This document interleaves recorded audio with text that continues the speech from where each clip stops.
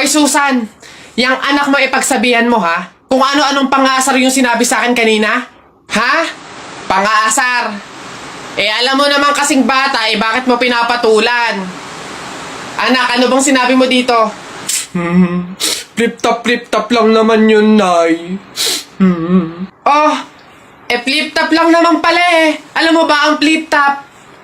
Aba, baka gusto mo mag-sample pa ako. O eto, alam ko ulam nyo kagabi, sardinas. Binulatlat ko yung ilong mo, kita buong Pilipinas. Oh, ano? Aba, parang hinahamon mo ata ako ha. Hindi ako papayag, hindi porke ngayon ko lang nalaman ng flip-top na yan hindi ko kaya makipagsabayan. Kala mo ikaw lang may baon, no? Ito akin. Tatay mo, padre. Nanay mo, madre. Ikaw, mukhang kapre. Ano? Yabang nito, kala mo siya naman. Yun na yun.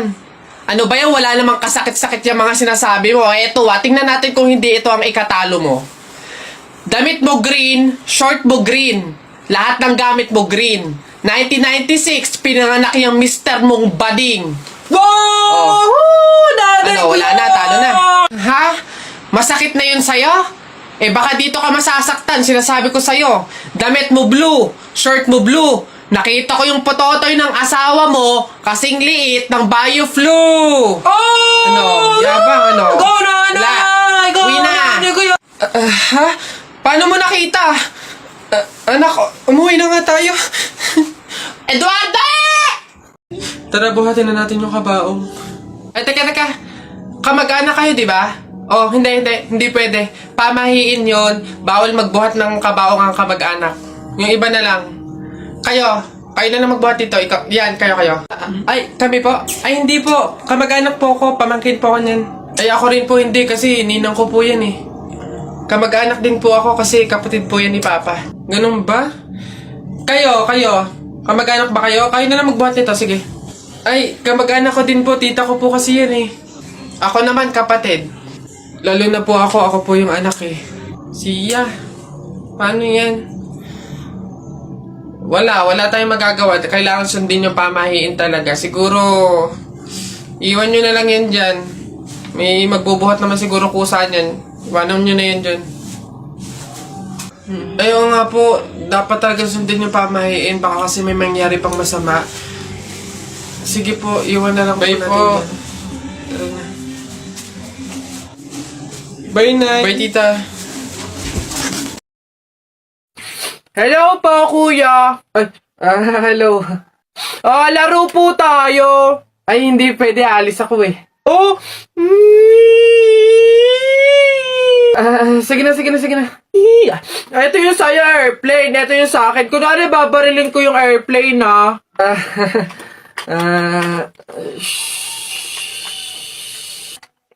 Tumatawag si Sir. Hello, sir. Opo, Roger. Kasama ko po yung partner ko po. Kuya, kausapin mo daw. Sasabihin ko. Ano ba yun naman kasi? Yes, sir. Kuya, may dala nga pala akong pagkain. Oh, pagkain? Akin, pingi. Eto kuya, ginawa namin to ni Princess kanina eh. Masarap yan. Ha? Ayoko na. Ate, palimos po kahit konting barya lang po. Ewan ka nga pa. Ay, kawawa naman tong bata na to. Diyos ko, nasan ba yung mga magulang mo't palaboy-laboy ka dito sa daan? Wait lang Ay, eto, Ay, wow! Sino po kayo? Anyways, baka ipambili mo ulit ng iba pang fake nails yan, ha? Ipang-re-reband ko naman po. Ayaw mo ipangkain na lang? Sige. Lodi tong pulubi na to. Kaya po.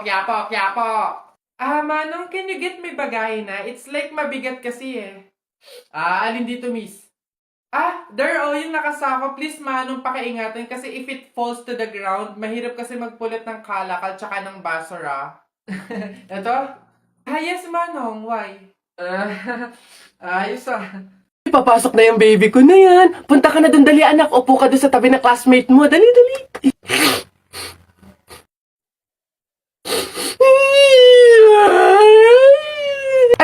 Ay, sige, magagalit si teacher, nak. Sige. anak, dito lang si mama sa labas, titignan ka lang, oo. Dito lang si mama, oo. Oo, dito lang ako, oo. Sige na, dali. Dito ka lang? Oh, anak, dito lang si mama. Dito lang sa labas, titignan kita, ha? Oh!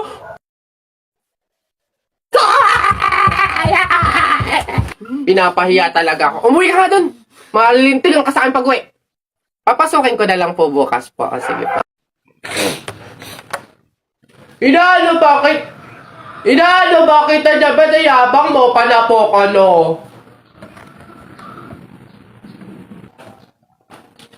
O ano, sige, yabang mo dyan eh, ano. Sumbong kita sa tatay ko, pulis yun eh.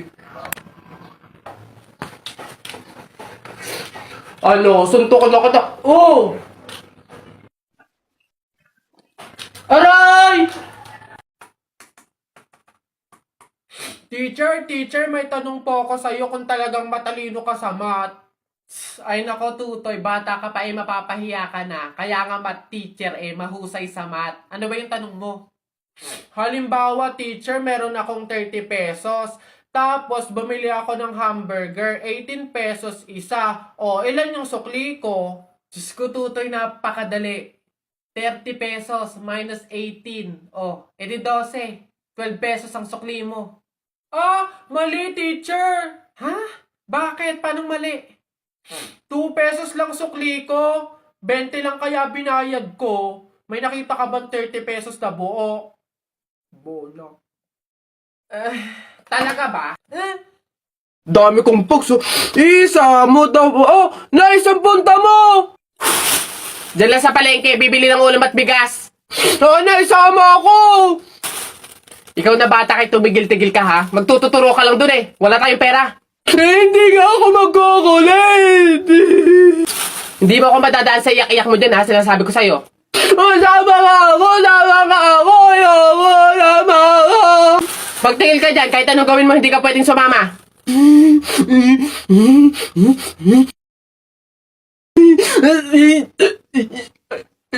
Sige, magbisi ka na doon. Kulit ng batang to.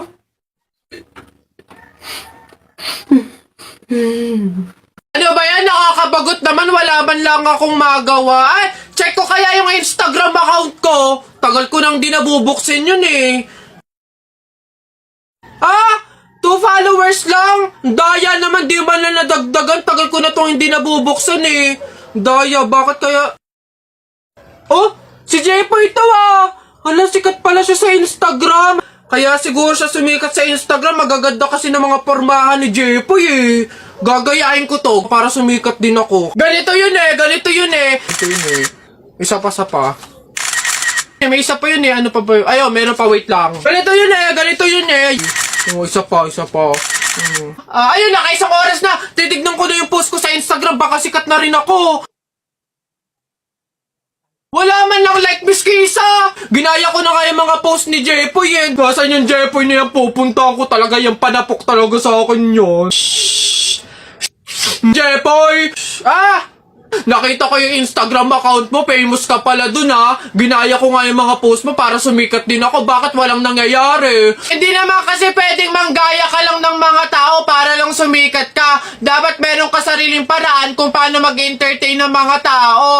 Eh, paano ba kasi sumikat kagaya mo? Paano magkaroon ng madaming followers sa Instagram? O, kung gusto mo talaga sumikat, meron akong isang paraan na naisip. Pumunta ka sa TikTok account ni Kuya Kenkoy, tignan mo yung bio niya doon, tapos click mo yung link. Ayun talaga, magkakaroon ka ng madaming followers sa Instagram.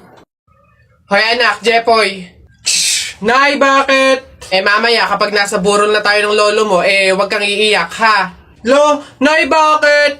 Eh kasi sabi daw nila pamahiin daw yon na bawal daw umiyak kapag may burol gawa ng hindi matatahimik yung namatay. Nay, mahirap pigilan yun, si lolo yung namatay eh. Asundin mo na lang, basta pag andun na tayo sa burol ng lolo mo wag kang iiyak.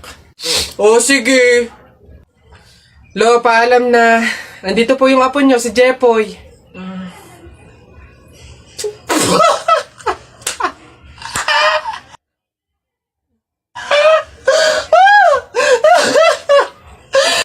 Sa baba...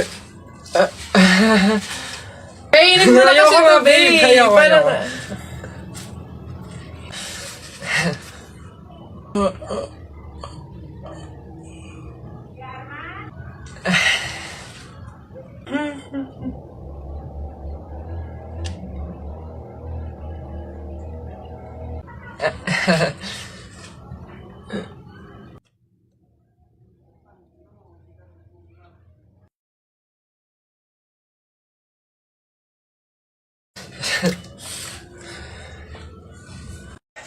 Nak! Happy birthday! Ay, Nay, thank you po.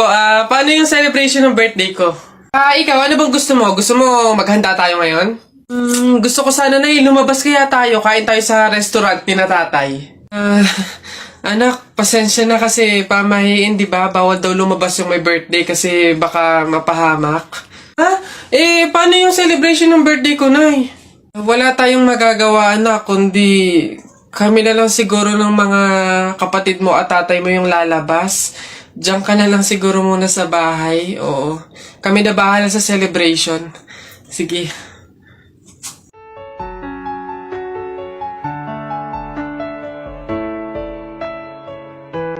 Isa, budawa, mutaruta-ruta, semplang, plakda, taimong sariwa.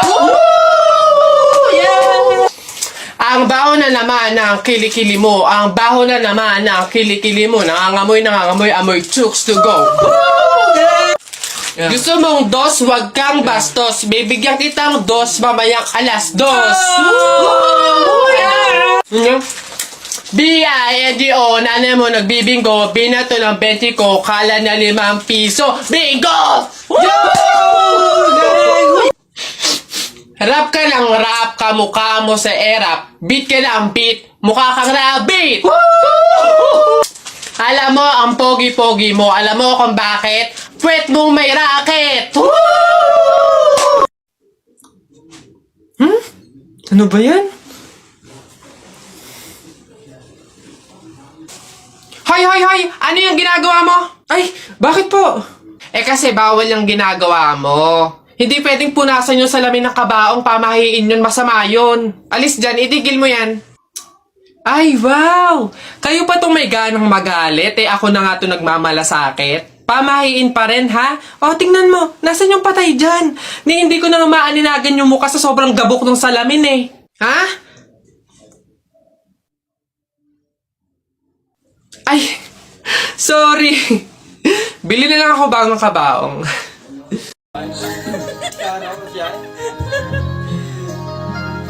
Pinamasin kita nang di mo alam.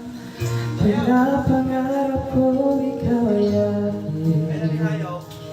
Mapupulang alabi, mapagkat mo din. O maabot hanggang sa langit. Wag ka lang titingin sa akin at pagkat tunaw ang puso kong sabik. Sa iyong ngiti ako'y nahuhumalik. At sa tuwing ikaw ay gagalaw, ang mundo ko'y tumitibig. Lumalang sa iyo ang awit ng aking puso. Sana'y mapansin mo rin ang iyong pag-ibig. Wala!